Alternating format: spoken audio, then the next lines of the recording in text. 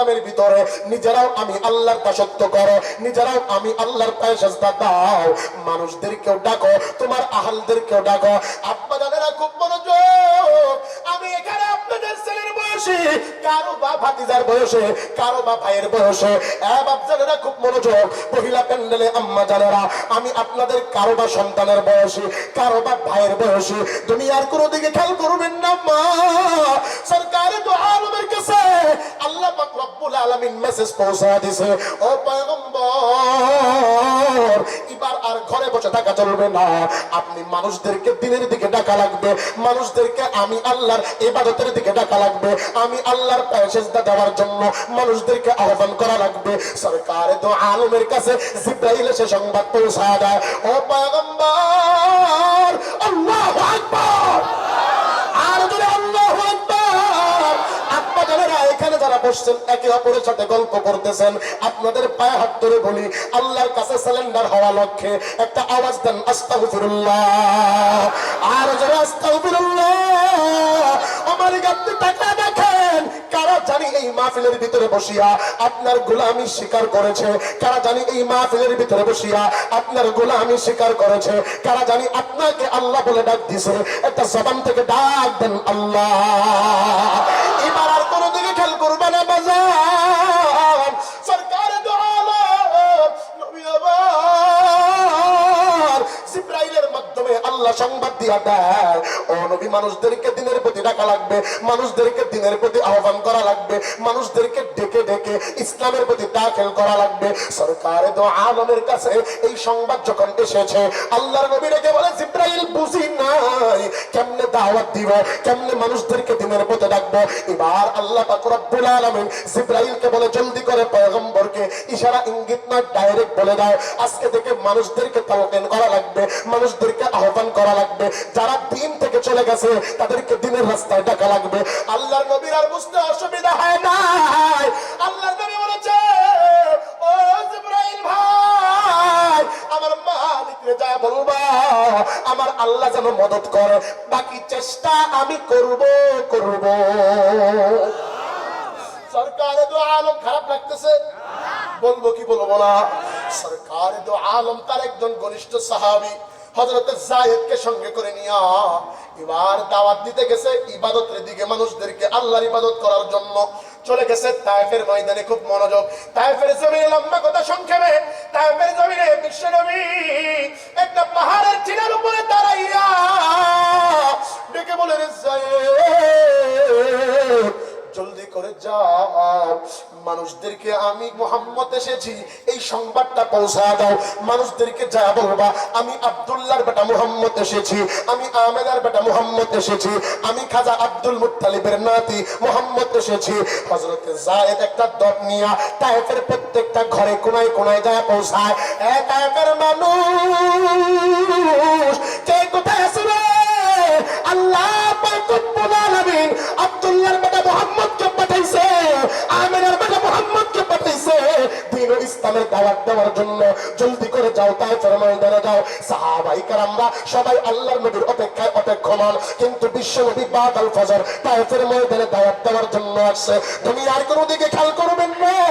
বিশ্ব নবীর কথা শুনিয়া আবু সেহেল, উতবা, সাইবা, আবু সুফিয়ান, মুগীরা সবাই মিলে একত্রিত হইয়া তার দলের কর্মীদেরকে পাঠা দিছে, জলদি করে যাও, দেখো মুহাম্মদ নবী কি বক্তব্য দেয়, মুহাম্মদ নবীর বক্তব্যটা শুনে আসো। আল্লাহর নবীর কাছে সবাই চাতক পাখির ন্যায় বসে গেছে। বিশ্ব নবী এবার বক্তব্য ওপেন করেছে। আল্লাহর নবীর একেবারে তায়েফের মানুষ, তোমরা কি বলবার পারো আমি আপনাদের সামনে কেমন পরিচিত, আমার পরিচয় আপনাদের মাঝে কেমন? তায়েফের মানুষগুলো এক বাক্যে বলে, আপনি হলেন আল আমিন, ওয়া মা আরসালনাকা ইল্লা রাহমাতাল লিল আলামিন। আর জোরে আল্লাহু আকবার। আল্লাহ পাক রব্বুল আলামিনের পয়গম্বর নাম যখন তায়েফের মানুষগুলো এভাবে বলল, আল্লাহর নবী এবার আনন্দে একটু ডেকে বলে, আজকে থেকে আর মাছের পূজা করা যাবে না, আজকে থেকে আর গাছের পূজা করা যাবে না, আজকে থেকে আর মূর্তির পূজা করা যাবে না, আজকে থেকে আর কারো ইবাদত করা যাবে না, একমাত্র ইবাদত করতে হবে কার? ইন্নাল্লাযীনা ক্বালু রাব্বুনাল্লাহ, একমাত্র আল্লাহর ইবাদত। ও আমার যুবক ভাই, ও মহিলা প্যান্ডেলের আম্মা জানেরা, দুনিয়ার কোন দিকে খেয়াল করবেন না। যখন আল্লাহর নবী আল্লাহর ইবাদত করার দিকে মানুষদেরকে ডেকেছে, আল্লাহর ইবাদত করতে হবে এই আহ্বান করেছে, আবু সুফিয়ান উতবা সাহেব চান্দি করো হয়ে গেছে, ডেকে বলে রে না না না, আব্দুল্লাহর বেটা মুহাম্মদ, ভেবেছিলাম সে ভালো আছে কিন্তু পাগল হয়ে গেছে। তায়েফের ছোট ছোট বাচ্চাদেরকে বুঝায়, তায়েফের ছোট ছোট বাচ্চারা এই আব্দুল্লাহর বেটা মুহাম্মদ পাগল হয়ে গেছে, এর বড় বড় পাথরগুলোকে ভাঙ্গিয়া আল্লাহর নবীর গায়ের ভিতরে আঘাত করার জন্য ছোট ছোট বাচ্চাদেরকে লেলিয়ে দিছে। মুসলমান দুনিয়ার কোনো দিকে খেয়াল করবেন না, সরকার দো আলম, আমার নবীর চেহারাটা এত সুন্দর, দুধে আলতামাখা চেহারা, আল্লাহর নবীর চেহারার দিকে ছোট ছোট বাচ্চারা পাথর গুলোকে বড় বড় পাথর ভাঙ্গিয়া ছোট ছোট কোনা কোনা করিয়া চৌকা চৌকা করিয়া আমার নবীর গায়ের দিকে আঘাত, বিশ্ব নবীর চেহারার ভিতরে পাথরের আঘাত লাগে, আল্লাহর নবীর চেহারা থেকে রক্তগুলো জমিনের ভিতরে ফিরিঙ্গি দিয়া পড়ে, রক্তগুলো জুপ জুপ জুপ জুপ করিয়া আমার নবীর গা জমিনে রক্ত পড়া শুরু হয়ে গেছে। আমার নবী দাঁড়ায় আছে, এক চুল এদিক সেদিক হওয়া যাবে না, আল্লাহর ইবাদতের দিকে মানুষদেরকে ডাকা লাগবে। কত টর্নেডো সাইক্লোন কত কিছু আসুক না কেন, আমি নবী এখান থেকে কোথাও যাইতে পারবো না। পঞ্চগড়ের মুসলমান, ও মহিলা প্যান্ডেলের মাগো, আমার নবীর চেহারাটা কত সুন্দর ছিল জানো? হযরত আয়েশা সিদ্দিকা রাদিয়াল্লাহু তাআলা আনহা বলেন, হযরত আয়েশা বলেন, মিশরের নারীরা ইউসুফকে দেখিয়া ফল কাটতে যায় হাত কাটছে, তারা যদি আমার নবীর চেহারা দেখতো হাত নাই কলিজা কাটিয়া ফলাইতো। মুসলমান, আমার নবীর গায়ের ভিতরে পাথরের আঘাত, আল্লাহু আকবার, আমার নবী দাঁড়ায়া জিব্বা দাঁড়াইতে পারে না, আমার নবী এবার ডাক দিয়ে বলে, ও যায়েদ, জলদি করে যাও, আমি নবীর শরীর থেকে রক্ত পড়তে পড়তে কলিজা পর্যন্ত শুকায় গেছে, খাদ্যনালী পর্যন্ত শুকায় গেছে, জলদি করে যাও, একটা মশক পানি কোথাও পাও কিনা যাও।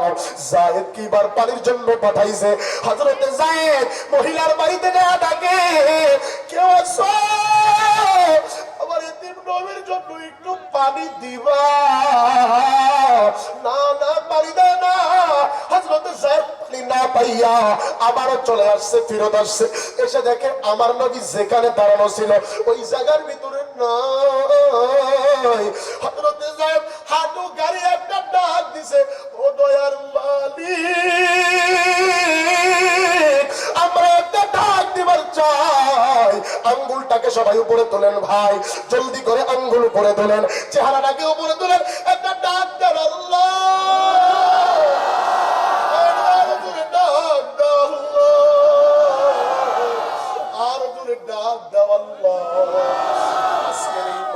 কবুল করেন, বলেন আমিন। আল্লাহর নবীকে কোথাও খুঁজে পাওয়া যায় না। যায়েদ ডেকে বলে, মনে হয় আমার নবীকে কাফেরের বাচ্চারা মারিয়া ফেলাইছে, কাফেরের বাচ্চারা আমার নবীকে মনে হয় নিয়ে গেছে। হযরতে যায়েদ আর নড়ে না, এবার চোখে ভালো করে নজর করে তাকা দেখে পাহাড়ের উপরে ফোঁটা ফোঁটা রক্তের দাগ দেখা যায়। যায়েদ একটু উকি দিয়া তাকাইছে, তাকায়া দেখে ফোঁটা ফোঁটা দাগের ন্যায় ওই বরাবর পাহাড়ের উপর থেকে আমার নবী গড়ায়া গড়ায়া